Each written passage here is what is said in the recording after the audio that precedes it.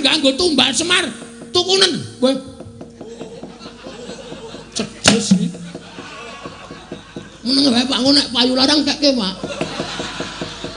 Ora apa-apa ya. Ya Tre ya.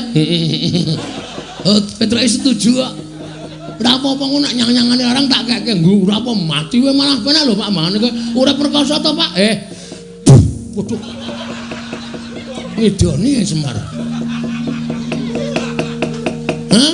Ndara Baladewa bekti kula katur nggih, Den. Yo Bagong. Ndak tompo pangestu taman ono Bagong. Ini sing kan kula mendi. Melu cepet iki lho. Aku nek omong cepet banget ae. Nek ra tak imbangi, aku ki biasane alon-alon e.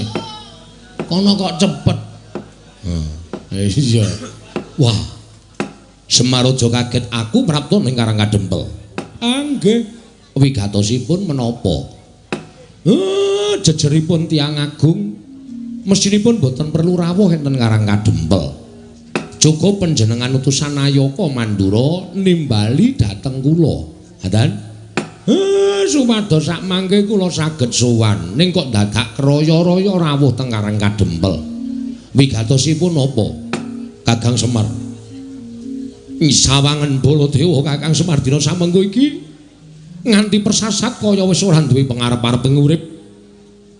Ngerti lamun wis ana 3 sasi iki negara Mandura ketaman pegebluk. Akeh para kawula ing esuk lara sore ketiwasan, sore lara esuk tekaning pati. Mongko madal saring usada. Wis ora kurang-kurang gonku ngrawake para brahmana winasisiwa sugata miyang para nimpuna supaya nambak rengkaning praja parandening katindakake gagar wigartan antuk karya. Nganti adeking nata Mandura Baladewa disuraki dening para kawula sak negara Mandura. Sinenggo aku sawijining ratu ingkang ora bisa paring pengayoman marang kawulaku. Waduh, Kakang Semar. Mandura geger. Ngendi-endi papan padha untran-untran, ngendi-endi papan padha unjuk rasa. Merga ora nrimakake nggonku ora bisa nyirep marang pagebluk ing tumama nang Praja Mandura. Salajengipun kados pundi? Nalika semana wanci ingkang tak tamtokake, aku nglakoni prihatin kanthi sarana sari narite sesemek ron raja mola bebantal boto sarimbak.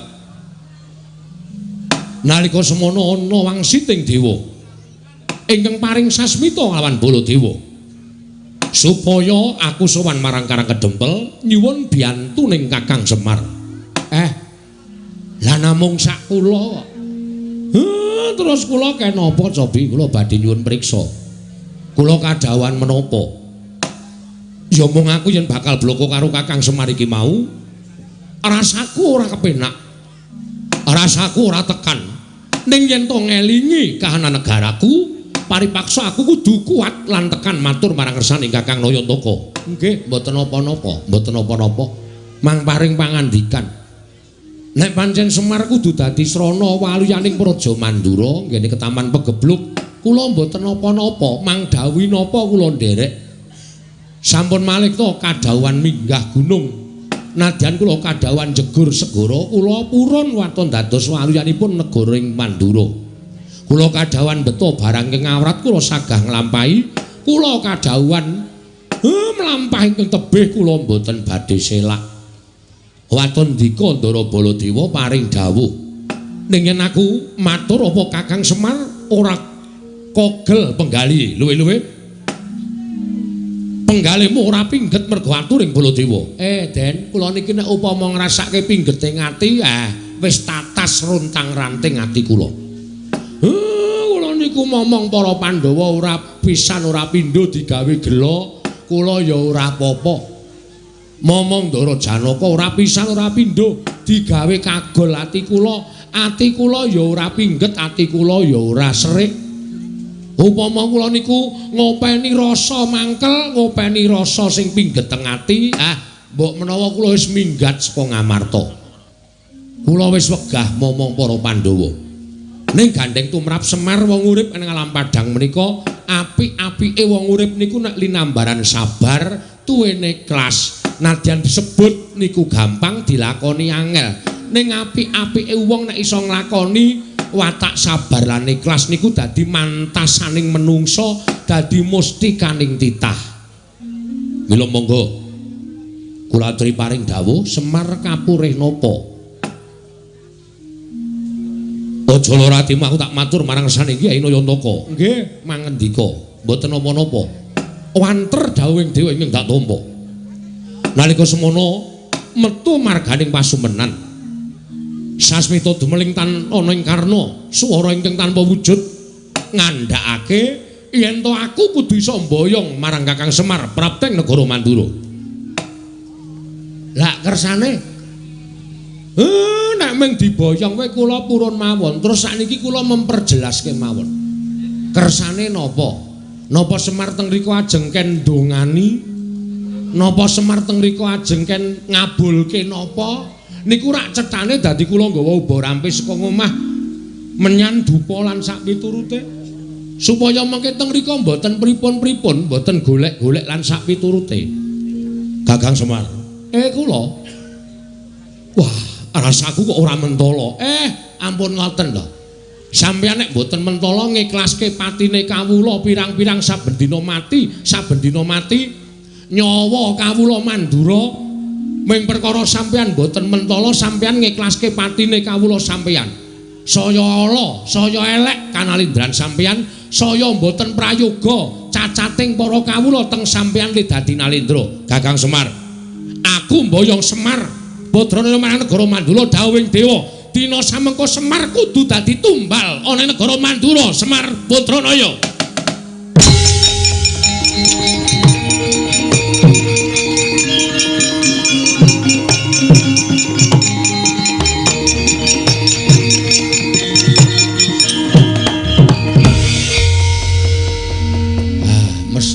Mesti lho.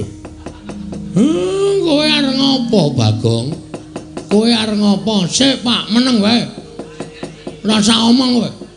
Iki nek ra sing nanggapi aku ora gayeng iki, Pak. Kowe sinuwun Mandura, wis ngerti. Aku wis apal. Iki ya bendaraku, ya pepundhenku. Aku cetha banget omongane. Semar, kowe atagon ning Mandura arep tanggo tambal. Gosok kupinge. Apa Gong tambal? Tumbal. Hah? Tumbal. Tumbal apa tambal? Tumbal. Tumbal apa tambul? Tumbal. Tumbal? Saya nesu aku. Penyakit. Gugu karepe dhewe. Nek ora digenahke Petra iki mau aku basa apik-apik karo sampean. Nek bareng digenah karo Panakawan sing jenenge Petra, kakangku. Nek Semar arep digawe ning negara Mandura nggo tumbal, weh lah. Kewanen kowe ling ngucap. Aku jane ora mentala, Bagong. Ning piye meneh, negara Mandura mbutuhake Semar. Semar ki menungsae, udu sapike. Semar ki menungsa. Bapak Semar ki menungsa tur dadi pengarepe Pedukuhan Karang Kajembel. Nah saniki kula tatakon karo sampean. Sampean entuk wangsit saka sapa? Saka dewa. Dewa ki cetha jenenge sapa? Bathara sapa? Wah, nek bab kuwi aku ora ngerti. Kuwi mung swara tok. Wah iso uga kuwi mung swara tip. Utawa wong jajal sound system. Aja kepenak kowe waton nyuwara. Kowe tapa merem to? Merem. Kowe le tapa ora ndelokke sapa-sapa to? Ora. Lah, kuwi kowe le tapa nang ndi? Ning Sanggar Pamelengan. Sanggar Pamelengan iki kiwa tengene ning omah ora? Ana. Lah aku mesti wong nyetel sound system. Udu swara dewa. Lah kok dadi kowe ngawur arep mboyong karo Semar Gagabranganamaya. Badranaya. Nayantaka Bojogati. Duduk Manangunung. Kowe duduk, Pak? Ora. Lah kok jenenge Duduk Manangunung? Rasa cerewet kok ngono kok dak takokke ora. Goleki rondo, Pak. Moh. Kok Duduk Manangunung goleki rondo engko nggo aku. Wis. Bales. Hah? Nek Bapak arep digawa menyang ngendi mau? Negara Mandura jelas aku ora ikhlas. Nek tekan negara Mandura Bapak kon ngopo lah? Sing liyane tumbal, ora masalah. Gawanen Bapak. Nggo ngeneng kene ya nggo apa? Nek bapak terus digone negara Mandura kok arep dienggo tumbal, berarti kan mung dipateni. Monggo dienggo tumbal ki tegese dipateni, ateges aku ora weruh bapak meneh. Aku kelangan bapak. Hah? Terus kowe tenang-tenang ngilangi nyawane Semar, terus kawulamu tentrem, terus kowe ayem nang kono tanpa memberi sedekah sedikit pun ke. Ana pancen kowe nganggo tumbal Semar, tukunen kowe. Cedes iki. Meneng wae Pak, nek payu larang kekke, Pak. Ora apa-apa, ya. Ya, Tra ya. Petruk setuju kok. Ora apa-apa ngono nek nyang-nyangane larang tak kekke. Nggo ora apa mati wae malah penak lho Pak Mangane kowe urip perkasa to, Pak. Waduh. Ngidoni Semar. Hah? Aku sing ora trima. Aku ora trima. Lah aku tekan kene kudu mboyong Semar. Ora iso. Ora iso mboyong Semar. Kena mboyong Semar. Waton kowe iso nglangkai batange Bagong. Kowe lah kewanen, Gong. Ndara Baladewa ki duwe pusaka ampul, Gong. Apa? Nenggala Alugara utamake Gunung Jugruk Segara Asat. Kowe duwe pusaka apa? Wah, kowe ora ngerti. Nek men tamake Gunung Jugruk aku duwe to. Saya nek adem-adem ngene iki. Tak tamake Gunung Jugruk kabeh yakin mbok Gunung 10 wis to. Tamani Jugruk kabeh. Tenan aku yakin wis.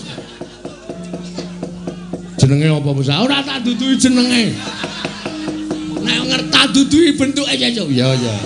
Leh entuk nanti kok oh gawan. Oh. Gawan padake iki. Anggere tak tuk ngono mesti grugutuk ngiwonengen.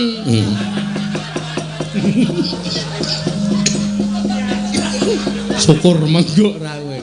Nan kowe ora baen-baen. Aku ora wedi karo Baladewa ben pokoke arep mboyong bapak lho aku ora entuk yakin sumpah. Nek ngono kowe mepalangi karepe Baladewa. Lho, mesti to. Genah wis wangsulan ngene kok dikira ora mepalangi. Wah, dalah. Woi. Nek meng bengok wae iso aku. Apa dume Baladewa aja. Woi, blenal, panomane jajan sekedar wae. Wani arep berarti ngono apa? Aku ya iso. Kowe aja pamer swara nang kene. Sero aku cangkeme mbok aku. Nyepelekke ora. Gong, engko ndak kriwikan dadi grojokan geguyon dadi tangisan lho. Sing sabar. Terus kon piye? Alon-alon. Iki wis mulai adem lho, Truk. Kene ora disemangati ngono iki. Lho sindane wis do krudung taplak kabeh. Iki kepiye to kok dadi loro iki jan wis. Wis. Kokean iki, Truk. Sing loro diglundhungke mrono wae kae. Mesake ora. Jero banget ya ora. Aja ango-ango lho, Pras, kok manci ngono. Kok nang koyo saka kono wae. Dikai godhong medun ora. Tir ngono. Kowe iki malah werna-werna. Kowe iki kok guyung apa Baladewa? Kok melu guyung apa? Aku ora ngeluconi kowe. Aku ki nesu kowe kok kowe mesam-mesem. Ora kena aku menglucu karo Petruk karo Gareng ya, Truk. Heeh. Aku dadi kowe melu guyu.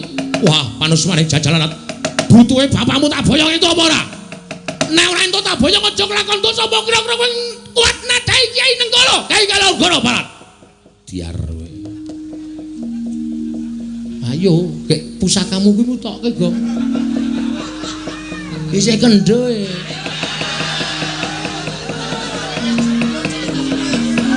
Durung tak empake. Jarene iso nggo nuthuk gunung.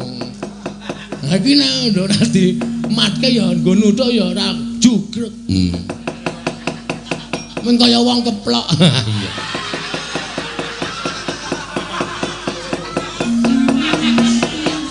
Ayo Kaki, nek pancen kewan karo Baladewa. Kaki, tantangana Baladewa. Kowe mepalangi aku nggone mbayang Semar Badrana aja lakon dosa Bagong. Nang endi papan neter Katidayan? Diteter Baladewa apa Bagong sing tekan ning pati? Bagong. Ngopo kok mundur? Teratapane aku.